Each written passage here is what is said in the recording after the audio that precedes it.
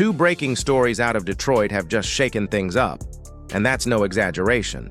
In the middle of a preseason full of injuries and roster uncertainty, one key player might finally be returning, bringing a glimmer of hope to a battered defense.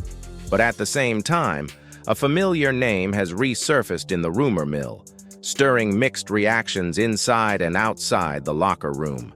The atmosphere is tense, expectations are high, and every move now matters. If you're a true Lions fan, make sure to subscribe so you don't miss a single update. Let's get into it. The Lions have been running a full-contact version of musical chairs with their secondary lately. But hey, finally some good news out of Detroit. After watching the injury list pile up like it's a Black Friday checkout line, the squad just got a little boost. Khalil Dorsy, one of the most underappreciated do-it-all guys on the roster, is officially back and ready to roll as training camp hits the home stretch. Now, Dorsy might not be a household name outside of Detroit, but inside that locker room, he's got some serious respect. His 2024 campaign was cut short with an ankle injury late last season, but before that, he was quietly doing a bit of everything. Mostly known for his special teams work, especially in the return game, Dorsy also stepped up on defense when the Lions' DB room started looking like a Maz H unit.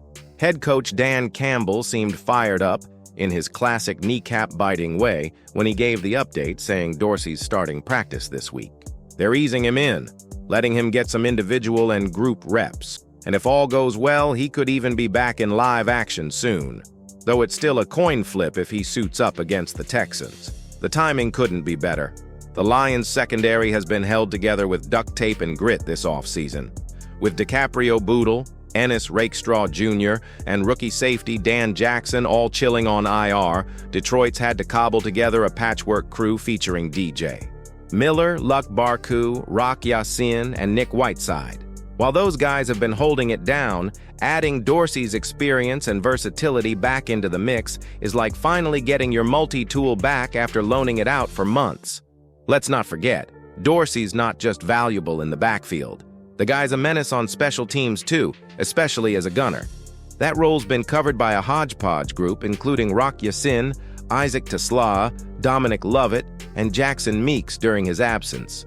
But there's a reason Dorsy had that gig in the first place. He's fast, he's fearless, and he knows how to make plays.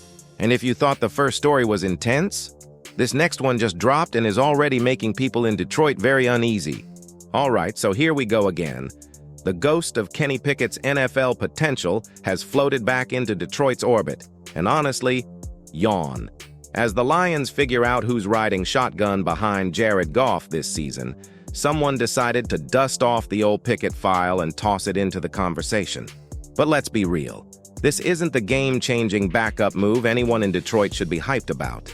The Lions' QB2 battle pretty much wrapped up in the second-to-last preseason game, and unless there's a shocking twist, Kyle Allen has this thing on lock. He's looked steady, made good reads, and at least gives you some peace of mind if Goff misses a snap or two. Meanwhile, Hendon Hooker, he's still searching for his rhythm like it's stuck in post-op rehab mode. Head coach Dan Campbell didn't sugarcoat it either. He flat out said he trusts Allen more right now, even though they're still working on developing Hooker. And that's the crux of it. Hooker was always a long-term project, not the break glass in case of emergency guy. Keeping him as a third QB on the active roster seems like wasted real estate, and waiving him wouldn't exactly send NFL GMs into a frenzy. So, where does Picket come in? Apparently, Cleveland's logjam at QB has made him expendable, and some folks think the Lions should be ready to pounce. Mark Powell of Fansided even threw out the idea that Detroit would be in far better hands with Picket if Goff went down. But, really? Let's not pretend Pickett's resume is dripping with promise. Sure, he's got more career starts than Allen, but he's also got more underwhelming tape and more locker room question marks. The guy was a first-rounder, yeah, but he didn't exactly light it up in Pittsburgh. And those whispers about him being a bad cultural fit in the Steelers' locker room? That's oil and water with Dan Campbell's whole grit and unity vibe. Even back in April, CBS Sports tossed out a hypothetical Picket to Detroit trade, and it fell flatter than a warm Faygo. Now that he might hit the open market, the Lions supposedly should reconsider. Nah, If they do pivot from Allen or Hooker, there are going to be better fits than Pickett. Guys who won't bring drama or shrink under pressure. Look, Jared Goff's the guy, and fingers crossed he stays healthy. But if Detroit really wants to shore up the backup spot, they don't need to chase the ghost of a quarterback who still survives more on name recognition than actual production. Pass on Pickett. There are better roads to travel. Between a promising comeback and a potentially risky decision, the Lions are walking a fine line. Every choice now will shape the season ahead. If you enjoyed the video, subscribe for all the latest Lions updates.